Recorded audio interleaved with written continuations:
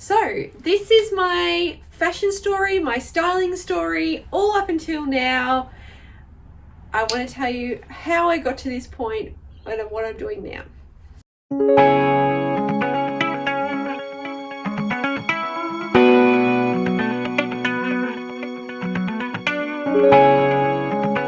Welcome back, I'm Melissa, and this is basically my whole story about fashion, styling, my love of fashion, and where this has all come from. But amongst this, I will be making a vintage dress, and I will show you the photo now.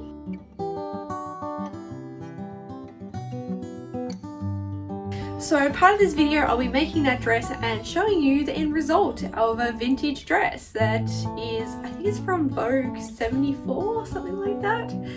Anyhow, so my story. Well, it starts off, I have always been a very creative person.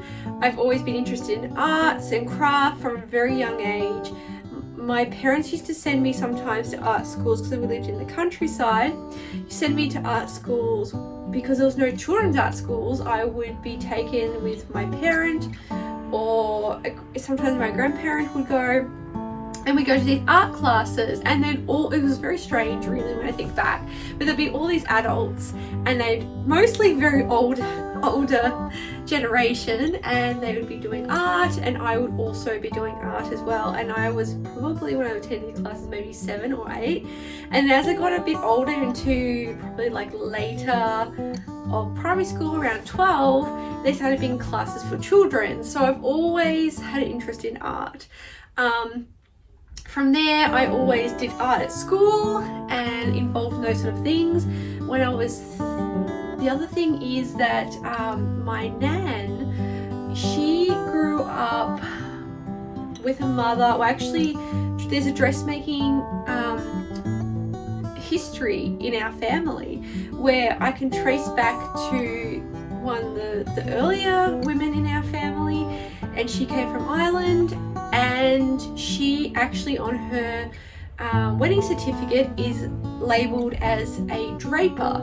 So I'm not really sure how she got that, but I know there is definitely a strong sewing background on that side of the family.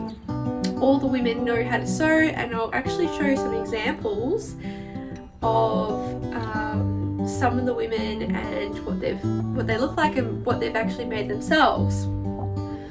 So every time, my nan would watch those midday movies, and there would be like these amazing gowns, from the 1950s and 40s and 60s and costume, and my nan would be very interested in that. She would always point out how the dress was done and the colours and the way it moved, and it made me really interested in fashion. I loved watching these movies, escaping into, because growing up in a country area, it was amazing, and I was very isolated, so these movies were like, whoa, they were everything. So from there, I started drawing and sketching fashion, and then of course, as you grow older, friends become involved in fashion. My mum took me thrifting or op shopping a lot, so I would always get the most amazing, cool vintage things. Yeah, I would try to cut things up and make things shorter and sew this bit here and add to this, and yeah, I was really interested in that. And then I went to classes, learned sewing properly from start to finish, and then just continued with art through high school. Absolutely loved art, and from there I went to university and I studied fashion design, and that was amazing. I loved that time of my life. Did pattern making and grading, and it was just amazing. I absolutely loved it. So that's where all of those things combined came to my love of fashion. But then obviously, as a lot of people know in the fashion industry, it can be very difficult to start up a label on your own, to get into the industry. I know a lot of friends who did get into the industry, and they end up getting into things like sort of activewear and things like that, which wasn't as creative as what they wanted. I know other friends who went overseas and they stayed overseas and continued on that sort of path. So I kind of put it to bed and I just continued working retail. Then I worked in boutiques, various boutiques, designer boutiques, and I ended up, when I was probably 26 or so, I got that job and I just need to change. I wanted to change, so I got this job and I just didn't like it. I just didn't associate with the people. I got bullied. It was a really bad experience, and so then I just knew I needed to change and have a change. So I actually started up my own label, and then I left that job and I had 6 months of savings, and I decided with the 6 months of savings that I was going to give this a go. And my boyfriend, who is now my husband, really backed me in that, and he said, when are you going to do this? You do it now. You've been dreaming about doing this for so long. So I opened up a vintage lingerie label. So it was vintage designs and styles, and made with like silks and all the trimmings to really imitate that 1920s to even 1950s, some of the designs I did. I worked with a lot of bloggers. I sold some of my designs on Etsy, but of course I really struggled with the fact that that now, I think it's changing a lot now, but back then it was very, very difficult for people to, I worked with a lot of bloggers. I sold some of my designs on Etsy, but of course I really struggled with the fact that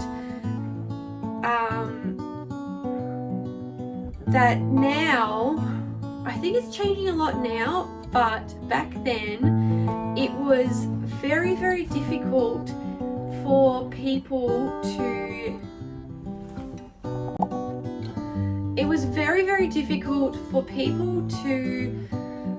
understand the amount of work that went into these pieces, the amount of time, the amount of resources to make these pieces, and the prices reflected that. And I found a lot of people with, especially at that time with fast fashion, it was starting to really change.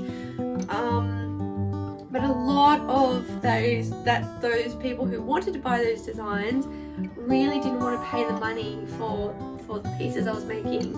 And they were very one-off pieces, they were custom, and I will show you some of the pieces now.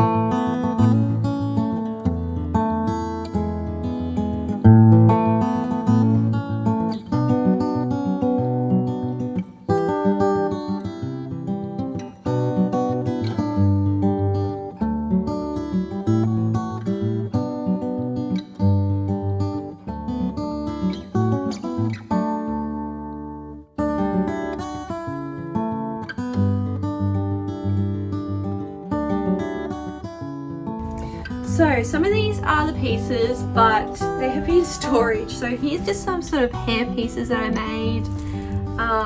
They're a bit crushed because, like I said, they have been in storage, but I would make even like little garter things, and everything reflected that sort of Art Deco.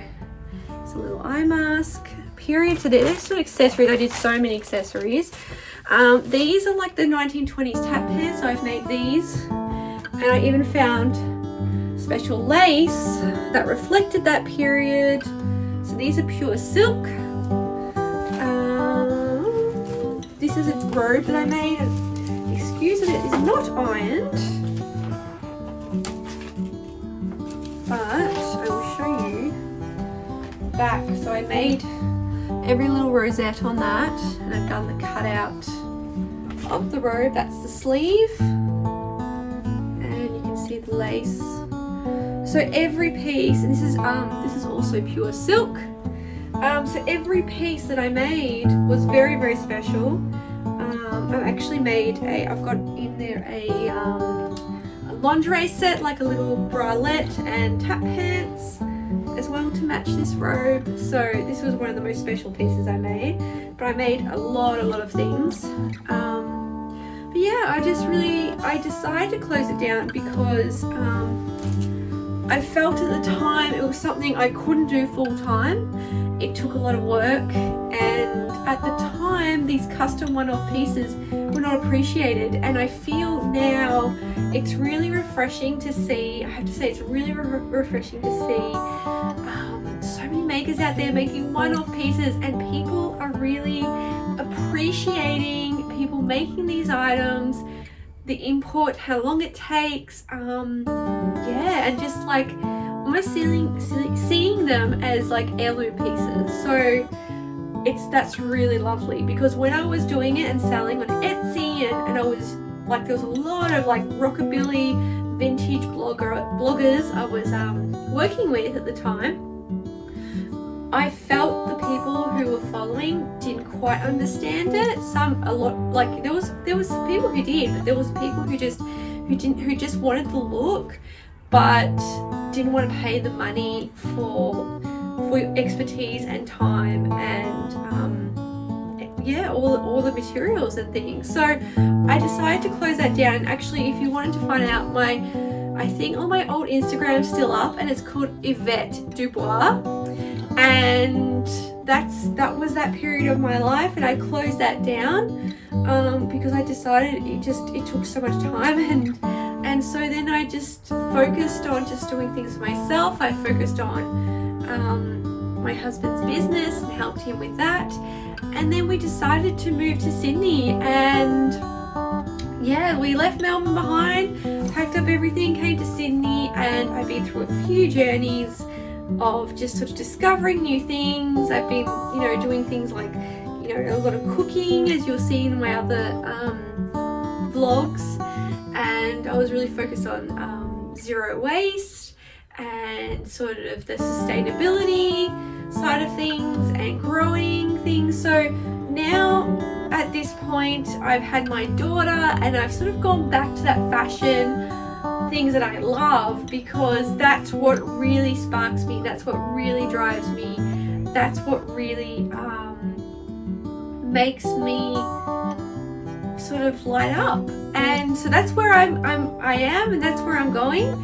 And thank you so much to all those people on the journey with me, because without all you, it's so good to sort of bounce off people ideas and see what other people are making, and what other people are thrifting and creating, and their love for fashion and design. So this was basically my journey, pretty much in a nutshell, but until now.